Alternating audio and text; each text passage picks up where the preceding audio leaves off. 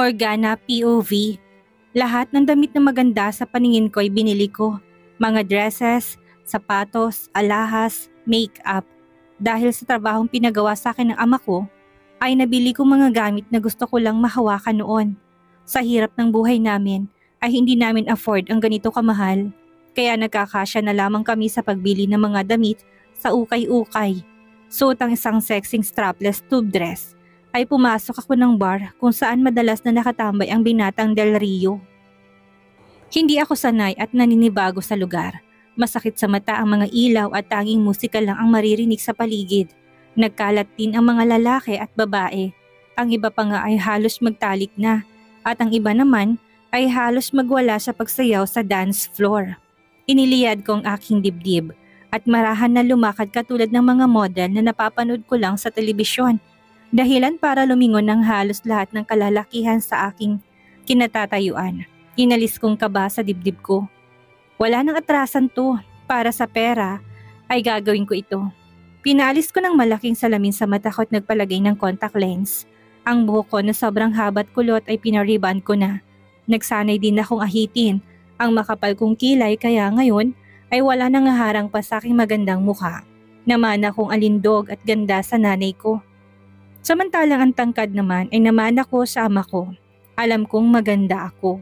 Hindi lang ako mahilig mag-ayos. Umupo ako sa stool chair at agad na nag-order ng 2 baso ng alak. Napatulala pang bartender habang nakatingin sa akin kaya pumitik ako sa harap nito. Kahit ako din kanina ay hindi makapaniwalang maigaganda pa pala ako. Kaya hindi katakatakang tingnan ako ng paghanga ng ilan. Habang hinihintay ang order ko ay nilibot kong mga mata ko sa paligid. Humintong mata ko sa lalaking kadarating lang. Bingo! Ani ko. Nag-iisa ito, tamang-tama para magawa kong plano ko ng walang sagabal.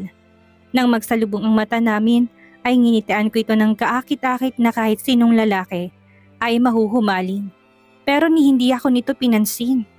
Namumulang pisngi ko sa pagkapahiya. Ginawa ko naman ng lahat para maging maganda at kaakit-akit pero bakit hindi ito tinablan?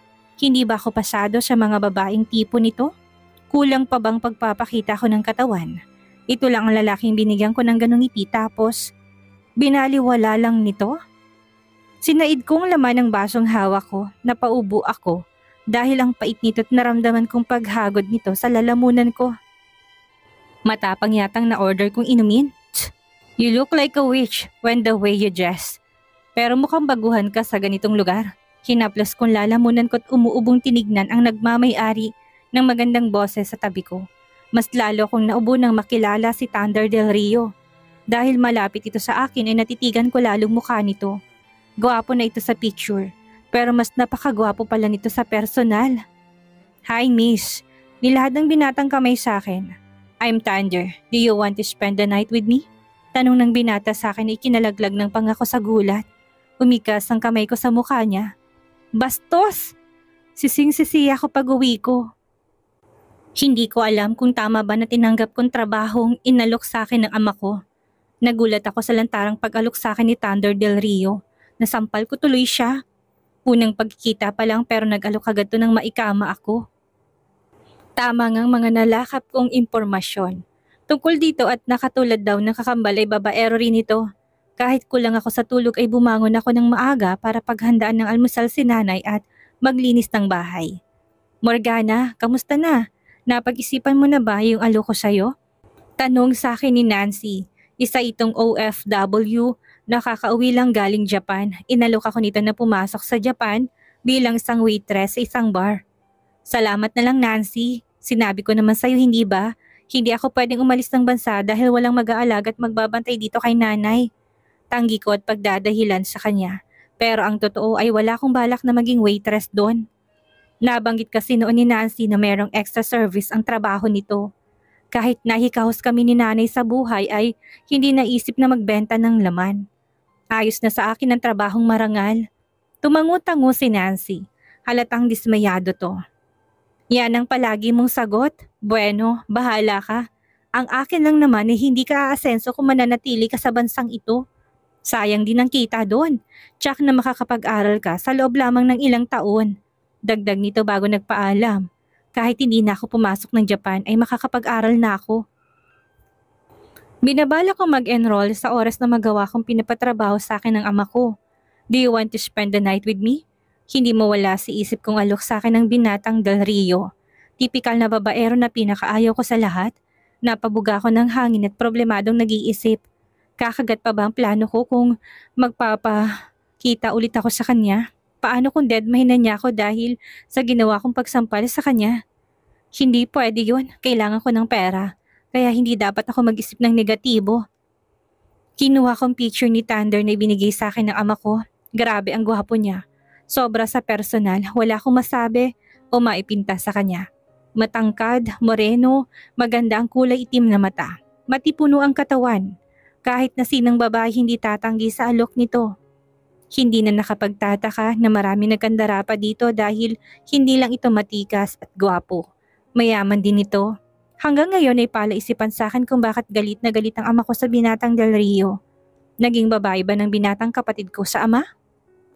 Niloko at pinaglaruan ba ito ng binata kaya gano'n na lang ang galit nito dito? Kahit hindi ko nakita ko, nakikilalang anak ng ama ko ay hindi ko maiwasan na makaramdam ng panibugo dito. Mabuti pa ito'y mahal ng ama ko at inaalala. Samantalang ako'y ginamit lang para iganti ang mahal nitong anak. Pumikit ako at ngumiti. Huwag ka nang mainggit sa kapatid mo, Morgana. Ang isipin mo ay kung paano ka muling makakalapit sa target mo at makakagawa ng plano. Ang perang isipin mo, okay? Ani ko sa sarili ko. Tama, ang perang matatanggap kong importante sa akin. Yun lang at wala ng iba. Thunder POV. Shit. Mura ko habang hawak ang muka. Simula kagabi ay mainit ang ulo ko dahil sa babaeng bigla na lang akong sinampal ng malakas. Ngayon lang ako nasampal sa buong buhay ko ng isang babae. At aaminin kong nasaring ang pagkalalaki ko. Nasa bar kami at halos maghubad na ito sa klase ng suot. Natural na isipin kong naghahanap to ng mapagpapainit ng gabi nito. Lalo lang uminit ang ulo ko nang dumating sa opisina kong kakambal kong si Logan. Tumatawang hinagis nito sa harapan kong isang cellphone. Narito ang video kung saan ako sinampal ng babaeng yun kagabi. You're famous, bro. May babae palang hindi kumakagat sa karisma mo. Pang-aalas ka ng kapatid ko. Agad na tinawag kong sekretary ko. Shut down this video right away, Miss Napoles. Ngayon na ngayon din ay gusto kong mabura sa lahat ng site ang video na yan. Mainit ang ulong utos ko sa matandang sekretary ko na kaagad namang sumunod. Maganda siya ha, sexy pa. Kaya pala for the first time ikaw ang nag-alok sa isang babae. Nakahawak pa sa babang wika ni Logan habang nakatingin sa video. Nakakainit talaga ng ulo kapag hindi na ilabas ang init ng katawan. Tss, kawawa naman ang kakambal ko. Shit! Mura ni Logan nang batuhin ko to ng mineral water sa noo. Maski ako ba naman na hindi nakaligtas sa pagiging alaskador nito. Tatawa-tawa pa itong umalis ng opisina ko. Halatang nag-e-enjoy ito na asarin ako. Inabala ko sarili sa pagtatrabaho. Pero ang magandang babae na sumampal sa akin na hindi maalis sa isip ko. Kaya bumalik ako sa bar kung saan ko ito nakita sa pag-aakalang babalik ito dito. Napapailing na tinungga kong hawak na alak. Natatawa na lang ako sa ginagawa ko. Sinong mag-aakalang si Thunder Del Rio ay babalik sa bar hindi para magliwaliw, kundi dahil sa isang babae. Oo, nasaring ang ego ko dahil sa ginawa nito. Ayaw ko sa babaeng pa-hard to get. Pero ngayon ay walang kaso sa akin kahit na ganun ang babaeng yun. Basta maikamat matikman ko lang ito ay ayos na. Ibinaba kong hawak na alak na may babaeng kumandong sa akin. Si Patricia, isa sa mga babaeng nakatali ko noon. Nag-iisa ka yata ngayon, Thunder. Wala bang babaeng magpapainit ng gabi mo? Tanong nito sa malanding tinig habang hinahaplos ang dibdib ko at idinidiin ang pang-upo sa katawan ko. Wala akong makapang-excitement sa ginagawa ni Patricia. Hindi rin ito nabuhay ang alaga ko na painit ng katawan ko. Ibang eksenang lumilitaw sa isip ko ngayon. Walang iba kundi ang babaeng nakita ko kagabi. I'm not in the mood, Patricia. Inalis kong dalaga sa kandungan ko at tumayo. Pagkatapos bayaran ng ininom kong alak ay walang paalam iniwang ko ito. Magkikita din tayong babae ka, isip-isip ko habang nagmamaneho. Kinabukasan ay bumalik ako sa bar. Napalunok ako sa malayo pa lang nang makitang pamilyar na figura na nakaupo sa isang stool bar. Nakatalikod ito sa mula sa kinaroroonan ko pero hindi ako maaaring magkamali. Ito ang babaeng gumugulo sa isip ko nitong mga nakaraang araw. Hi, bati ko sa babae. Namilog ang mga mata niya nang makita ako. Shit, ang ganda pala lalo nito kapag manipis ang makeup. Napapamura kong wika sa isip ko habang nakatitig sa maganda niyang mukha. Hi, at nabiling bati nito pabalik. Siguro naman wala ka ng balak na sampalin ako ulit. Biro ko dito na ikinangiwi nito. Sorry ha, ikaw naman kasi. Wala pa nga tayong isang oras na nag-uusap tapos gusto mo kaagad magtalik tayo. Ang tigas naman ng mukha mo. Natutup nitong sariling bibig. Sorry. Ang ibig ko sabihin ay masyado kang mabilis.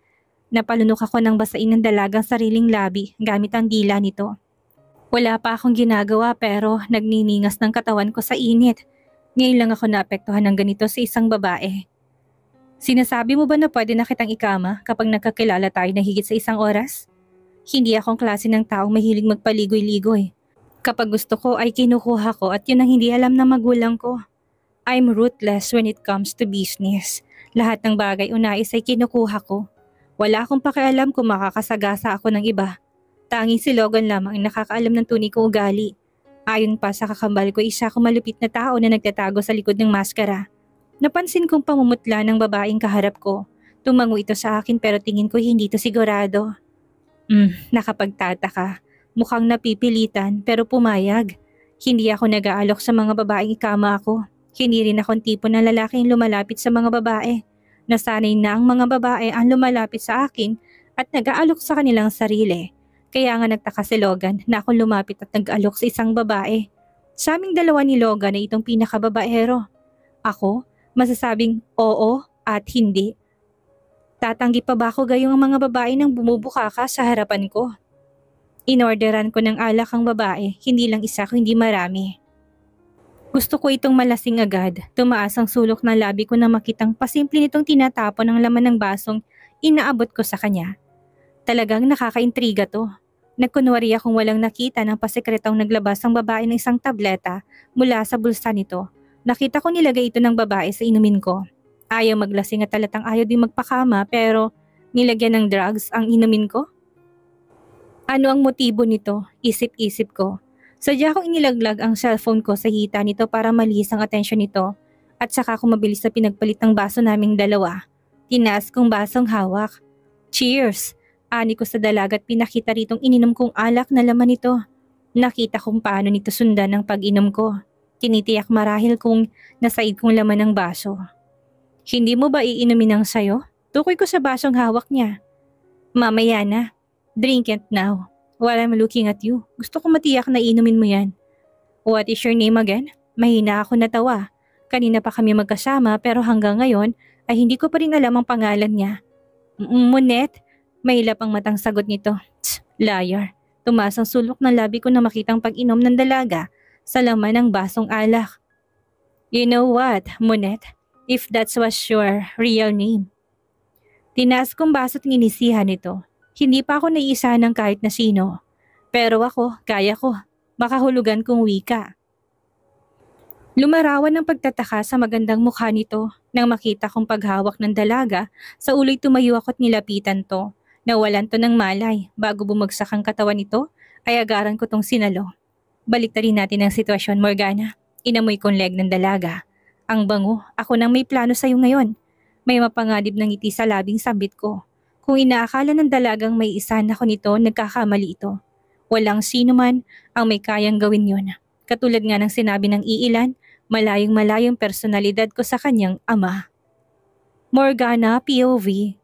Tanantang bumangon ako sa kama nang magising ako. Nakahinga ako ng maluwag nang wala akong naramdamang kakaiba sa katawan ko. Nang ilibot kong tingin sa paligid ay tumambad sa akin ang magandang interior design ng kwarto. Nasaan ako? Naalala ko mission na kailangan kong gawing kagabi. Ano bang nangyari? Paano ako napunta dito sa kwartong ito? Nailagay ko naman ng gamot na pampatulog sa inumin ni Thunder Del Rio. Dapat itong nasa ibabaw ng kama ngayon at hindi ako. Hindi ko rin naman ininom ang mga alak na ibinigay ng binata kaya imposibleng malasing ako. Hindi bale, may susunod pa naman. Sa susunod ay sisiguraduhin ko na hindi na ako papalpak. Handa na akong lumabas ng kwarto nang merong nagsalita sa likuran ko. Saan ka pupunta, Morgana? Tanong ni Thunder na kalalabas lang ng bathroom. Natigil ako sa pagpihit ng doorknob at nagtatakang nilingon ng binata. Paano nito nalaman ng tunay kong pangalan? Nasagot ang tanong ko sa isip na makitang laman ng bago na nakakalat sa ibabaw ng kama, malapit sa kinahihigaan ko kanina na ngayon ko lang napansin. Hindi ka dapat nangingialam ng gamit ng iba. Hindi ba sa'yo tinuro yun ha? May bahid ng pagkainis kong sabi sa kanya. Kinuha ko mga gamit ko kasamang ID sa pinapasukan kong pabrika at padabog ninilagay sa loob ng bag ko. Hindi ka rin dapat naglalagay ng gamot sa inumin ng iba, Morgana. Wika ni Thunder. Ngumisi ang binata nang mapansin ang pagkataranta sa kilos ko. Namumutla na rin ako ngayon. Mukhang may alam ito kaya kailangan ko nang umalis.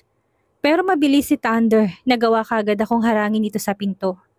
Saan ka pupunta at bakit tila nagmamadali ka yata? Hindi ko alam kung ano yung tinutukoy mo. Saka kailangan ko na umuwi dahil naghihintay sa akin ang nanay ko. Palusot ko. Pero hindi ito tumalab sa lalaking kaharap ko. Ginisihan lang ako nito na parang nag-e-enjoy sa nakikitang pangamba sa mukha ko. Relax ka lang, Morgana. Wala naman ako masamang gagawin sa'yo. Gusto ko lang malaman kung bakit mo ginawa yon. Tell me, sino nagutos sa'yo? Napalunok ako. Dama kong pagbangon ng takot sa dibdib ko. Hindi lamang para sa ama ko, kundi dahil madilim na mukha ni Thunder ngayon. Nakakatakot to. Malayo to sa lalaki na nakangiti sa akin kanina lang. Hindi ko alam kung ano sinasabi mo. Natigil ako sa pagdadahilan nang bumukas ang flat screen TV at nagplay ang video kung saan may nilagay akong gamot sa baso nito. Alam mo ba na pwede kitang idemanda sa ginawa mo? Kaya kitang ipakulong at mas idiin sa korte. Del Rio ako at mahirap ka lang. Hindi mo ko kayang labanan kung kapangyarihan ng pagbabasehan. Kumuyom ang kamay ko sa sinabi nito. Kaugali nitong ama ko, mapagmataas at mayabang. Pero para sa mission ko at sa perang matatanggap ko, ay kailangan ko magtimpi sa kagaspangan na ugali nito. Walang nag-utos sa akin, Thunder. Napalunok ako bago sabihin ng kasinungalingang nabuo sa isip ko. Ang totoo niyan ay matagal na ako may gusto sa'yo. Kaya ako yung nagawa. Gusto ko sana may mangyari sa atin para pikutin ka at mapilitan kang pakasalan ako. Kunwari pinalungkot kong ekspresyon ng mukha ko at puno ng pagsisisi na tumingin dito. I'm sorry, sana mapatawad mo ko. Huwag naman sana tayong umabot sa demandahan. Ang totoong plano ko ay palalabasin ko na pinagsamantalahan ako nito para masira ang reputasyon nito sa bansa nila. Kapag nalaman ng ama ko na pumalpak ako ay tiyak na magagalit to sa akin at baka hindi ibigay ang kabuuhang bayad sa akin. Kainis naman kasi, paano nangyaring akong nakatulog imbis na ito? Napaatras ako nang lumapit si Thunder sa akin. Hindi ko gustong klase ng tingin na ibinibigay nito sa akin ngayon. Partikular sa akin dibdib, para ating mabangis na hayop na handa akong sakmalin anumang oras. Madali naman akong kausap, Morgana. Hindi kita idedemanda katulad ng gusto mo. Pero sa isang kondisyon. Humintong binata at inisihan ako. Be my girlfriend in 3 months. Sa loob ng 3 buwan na yon ay gagawin pong duty mo. Bilang girlfriend ko, including sa kama. Ano, deal? Ano? Nahihibang ka na ba? Hindi makapaniwalang bulalas ko. Abot na hanggang langit ang gigil ko sa lalaking kaharap ko ngayon. Aba, balak pa akong gawing parausan. Ang kapal na mukha mo. Hindi ako papayag. Ipakulong mo na lang ako kung gusto mo. Nagpupuyos ang dibdib ko sa galit nang lumabas ako ng kwarto. Mabuti tinayaan ako nitong lumabas. Kung hindi baka paghahampasin ko ito ng bagong dala sa makapal nitong mukha. Hindi ako makapaniwalang o-offeran ako nito ng ganun. Sa bagay, hindi ko to masisisi kung mababang tingin nito sa akin. Halos magubad na kasi ako sa klase ng suot ko. Hindi naman ako ganito manamit. Ginawa ko lang naman ito para makuha ang atensyon nito. Nagtagumpay naman ako pero naisahan naman ako nito. Kulang pa yatang sampal na ibinigay ko dito nung nakaraan. Dapat pala ay mag-asawang sampal ang ibinigay ko dito. Hindi ko akalain na sobrang wild pala ni Thunder Del Rio. Nagawa agad ako nitong tanungin ng ganon sa unang gabi at ilang minuto na magkausap kami. Tapos ngayon gusto na nito na maging girlfriend ako sa loob ng 3 buwan at may extra service pa. Pinaypayan kong mukha ko gamit ang kamay habang nag-aabang ng taxi. Umakyat yatang lahat ng dugo ko sa ulo dahil dito. Imbis na taxi, isang mamahaling kulay itim na sasakyan ang huminto sa harapan ko. Nang bumukas ang bintana nito ay sumungaw ang nakangising si Thunder Del Rio. Get in, Morgana. I'll take you home. Wag na, Mr. Del Rio. Magta-taxi na lang ako. Tanggi ko. Nawala ang ngisi sa labi ng binata. Hindi pa ito mag-alok ni isang babae ng ganito. Ngayon lang. Pero tinanggihan pa ito ng kaharap. Muli ay nasaring ang pagkalalaki nito. Akala niya aalis na si Thunder pero hindi. I said, I will take you home, Morgana. Gusto mo bang buhatin pa kita papasok sa kotse ko? Banta nito, maanga ko napatingin sa binata. At sino ka para utusan ako sumunod sa'yo? Nakalimutan mo yatang hindi ko tinanggap ang offer mo. Wala kang karapatang manduhan ako, naintindihan mo? Kung basta ito'y akala mo kung sino. Kaya pinangako ko talaga sa sarili ko na hindi magmamahal na lalaking mayabang at mapagmataas. Hindi ako gagaya sa nanay ko na nagmahal ng maling lalaki. Ang mga katulad ng ama niya at ni Thunder ang mga lalaki na dapat kong iwasan. Kailangan kong protektahan ang puso ko laban sa mga ganitong klase ng tao. Nakahinga ako ng maluwag na hindi nito nagpumilit pa na ihatid ako. Salamat naman, isip-isip ko. Pagbaba ng taxi, napansin kong mga taong nagkakagulo sa tapat ng bahay namin. Nakaramdam ako ng kaba nang mapansin ng mga pulis na nakatayo doon na tila ba hinihintay ako. Ikaw ba si Morgana Buenafe? Ako nga po, kabado kong sagot. Naglabas ng warrant ang pulis at pinakita sa akin. Ganito kasi ma'am, sinampahan ka ng kaso ni Mr. Del Rio. Napatanga ako sa narinig. Wala pang 24 oras pero nagawa na ako sampahan ng kaso at may warrant agad. Ganito ba kumilos ang mayayaman? Kaya maging ang mga pulis ay kaya nitong paggalawin agad. Anak, anong ibig sabihin ng narinig ko? Bakit ka kakasuhan? Anong batas ang nilabag mo? Tanong ni nanay nakakalabas lang. Nagbabadya ang luha sa mata nito nang makita rin itong suot ko at halatang nabigla ito. Hindi siya ganito manamit at alam yun ng nanay ko, kaya talagang magtataka to, napahilot ako sa sentido. Paano ko kaya ito ipapaliwanag kay nanay? Dumukot ang pulis sa bulsa nang tumunog ang cellphone nito. Maya-may lumapit to sa akin at inabot ang cellphone. Ma'am Buenafe, gusto ko makausap ni Mr. Del Rio. Did you like my surprise? Bunga ng binata sa kabilang linya dahil nakatingin ng nanay ko ay nagkunwari akong nakangiti at masaya habang kausap to. Kahit ang totoo ay gusto na niyang sigawan nito. Like I told you, kaya kong ipakulong ka kaagad. Pero mukhang hindi ka naniniwala. So I need to prove it. Tukoy nito sa mga pulis na ipinadala. The offer is still open, Morgana. Ano na lang kayang iisipin ng mga tao sa'yo at ng mismong nanay mo sa oras na mapanood nilang video online? Gusto mo bang sumama ang tingin ng nanay mo sa'yo? Napakagat ako ng labi. Mali ako nang tanggapin kong utos ng ama ko. Imbis na itong mahulog sa bitag na ginawa ko, ay ako pa itong nahulog sa bitag na ginawa ko para dito. Tinatanggap ko ng gusto mo, Mr. Del Rio. Mangako ka na hindi mo ikakalat ang video at hindi mo na ako kakasuhan. Narinig kong halakak ni Thunder sa kabilang linya na halatang tuwang-tuwa sa naging desisyon ko. May isang salita ako, Morgana. Makakaasa kang tutupad ako sa napagkasunduan. Ano kayang mangyayari kay Morgana ngayong tila siyang naipit sa sitwasyon niya kay Thunder? Magawa pa kaya niyang pinapagawa ng ama gayong matalino si Thunder? At anong buhay ang naghihintay kay Morgana sa piling ni Thunder? Yan ang ating aalamin sa susunod nating kabanata.